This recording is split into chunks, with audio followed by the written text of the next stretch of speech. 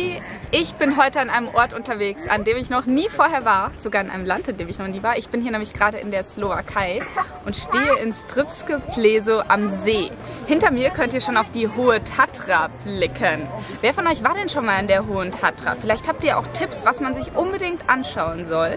Dann schreibt das doch gerne in die Kommentare, da könnt ihr euch dann auch über die Tipps der anderen informieren.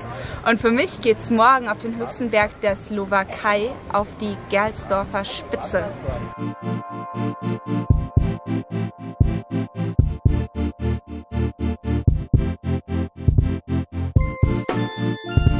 Los geht's! Felix ist ja auch mit dabei. Felix, warst du schon mal in der Hohen Tatra? Nee, noch nicht. Bin auch schon ganz gespannt, weil die Hohe Tatra wird ja auch als das kleinste Hochgebirge der Welt bezeichnet.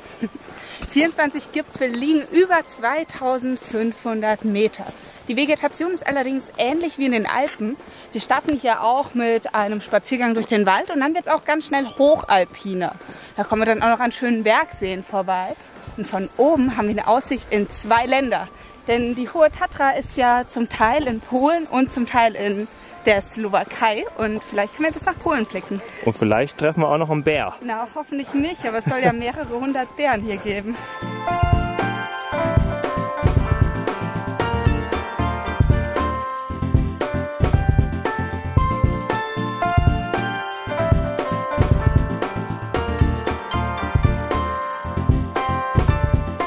Zu kalt zum Schwimmen gehen. Boah, ist echt kalt, ist ganz schön frisch. Ist halt ein Bergsee, gell? Von hier aus kann man auch auf den höchsten Berg Polens, auf den Rysy, aufsteigen. Und da kurz vor dem Gipfel ist eine Hütte. Und dort könnte man jetzt Zeug mit hochtransportieren. Da führt keine Straße hoch, sprich, die wissen nicht, wie sie ihre Sachen hochtransportieren sollen. Und jetzt kann jetzt jeder Wanderer einfach was in seinen Rucksack packen, kriegt dafür dann oben einen Tee gratis. Na dann, Marlene. Wir laufen ja nicht zum Rysy.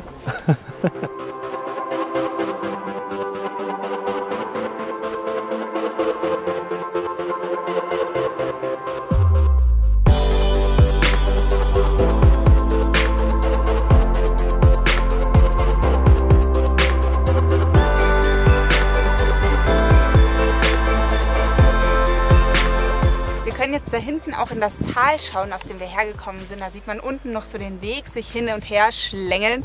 Und dann erheben sich so rechts und links die Felswände. Wir sind nämlich so bis zum Talschluss gelaufen. Und dann geht es schroff empor. Das ist dann schon ziemlich eindrucksvoll, wenn man dann so vor diesen Wänden steht und denkt, okay, da müssen wir jetzt hoch.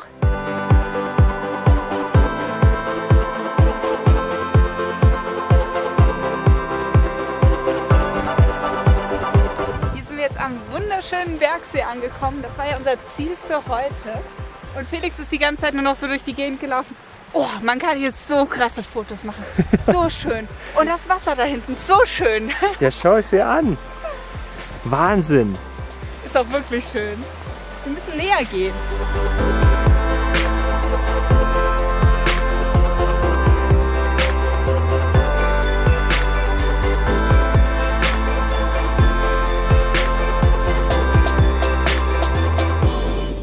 Super schön hier. Schaut mal, hier liegt dieser See da einfach mittendrin. Dann rechts und links gehen die Berge nach oben. Nebelschwaden ziehen so nach unten. Teilweise kommt sogar mittlerweile wieder blauer Himmel raus. Und der See ist übrigens gar nicht so klein, wie er jetzt vielleicht aussieht, sondern er ist einer der größten Seen in der Hohen Tatra. Hat eine Wassertiefe von 54 Metern und wurde einst durch einen Gletscher geformt, der hier aber schon vor Zehntausenden von Jahren irgendwie durchgerutscht ist. Und da lebt auch nicht so sonderlich viel drin. Also eine Fischsorte lebt darin und ein paar Algen. Aber ansonsten ist es halt einfach ein klarer Bergsee. Ich kann ja mal gucken, ob ich einen Fisch finde.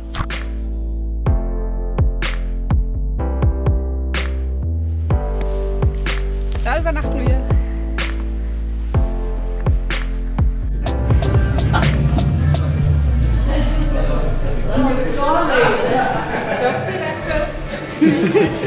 Jetzt gibt es eine kleine Roomtour.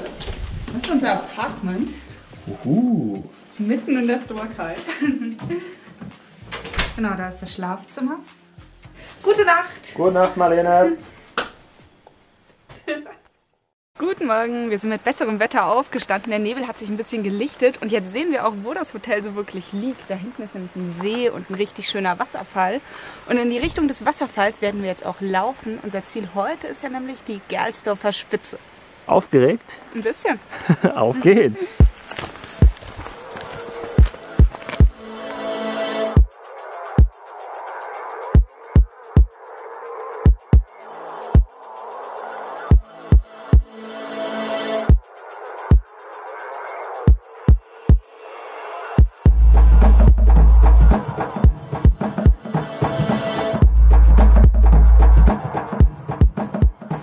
heute direkt steil los, aber immer noch schön auf einem Weg entlang.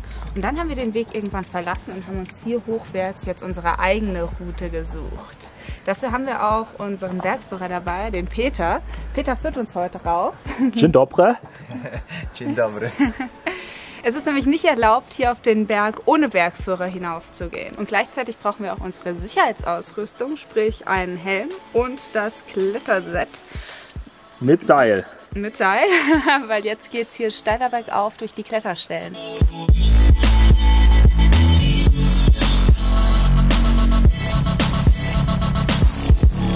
Unser Bergführer hat uns gerade erzählt, dass er damals der jüngste Bergführer Polens war.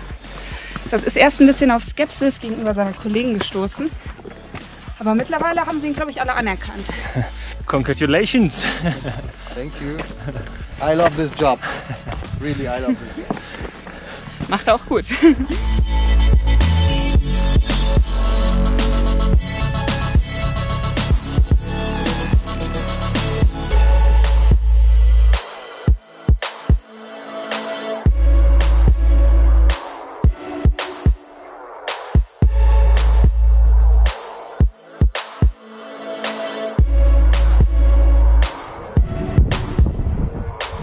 Und da sieht man jetzt schon unser Ziel. Da ist der Gipfel und jetzt kommt der schwierigste Teil.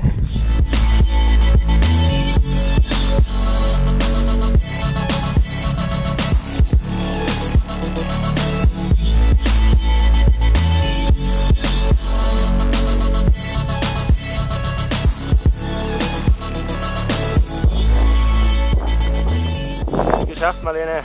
Yes! Der Gipfel darf ja nicht mehr weit weg sein.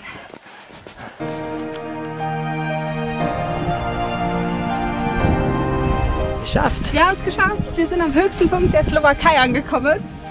Da ist das Gipfelkreuz. Gehen wir noch bis hoch.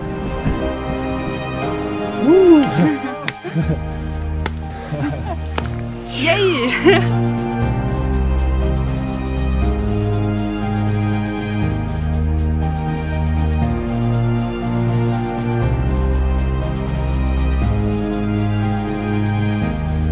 Um uns zieht gerade der Nebel und wir sitzen hier mitten am Grat.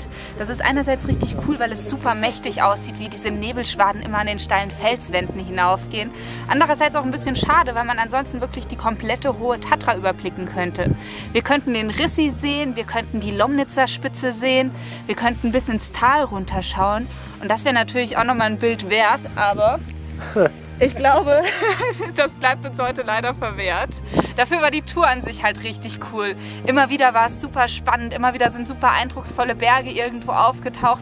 Und du bist da hochgelaufen und hast dir gedacht, krass, es sieht schon anders aus als in den Alpen. Es sieht teilweise so ein bisschen, ja, einfach sehr, sehr hochalpin aus, einfach sehr geröllig. Und du kletterst da einfach so hoch und denkst dir, super coole Tour.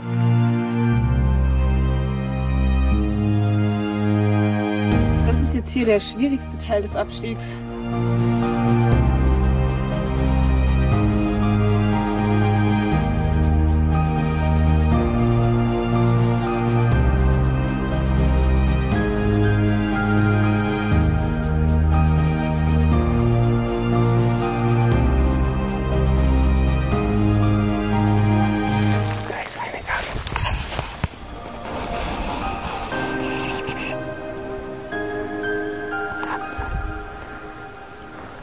Wir haben gestern auch noch mal richtig Glück gehabt. Es kam nämlich ein Unwetter in die Hohe Tatra hinein und das hat wenige Gipfel weiter auch einige Todesopfer gefordert.